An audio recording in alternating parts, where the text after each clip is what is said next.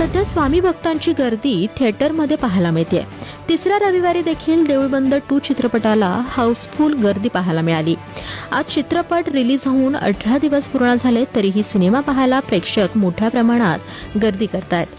18व्या दिवशी प्रवीण तरडेंच्या देऊळ बंद 2 चित्रपटाने 1149 शोमधून 3.15 कोटी रुपयांची नेट कमाई केली आहे। यामुळे भारतातील एकूण ग्रॉस कलेक्शन 70.28 कोटी रुपये आणि एकूण नेट कमाई 59.75 कोटी रुपये इतकी झाली आहे। चित्रपटाने तिसऱ्या रविवारी देखील बक्कळ कमाई केली आहे। चित्रपट अशीच कमाई करत राहिला तर लवकरच 100 कोटींचा टप्पा गाठला जाण्याची शक्यता आहे। प्रवीण तरडे दिग्दर्शित देऊळ बंद 2 चित्रपट 21 मेला रिलीज झाला, तेव्हापासून हा चित्रपट पाहण्यासाठी प्रेक्षकांची गर्दी होतीये।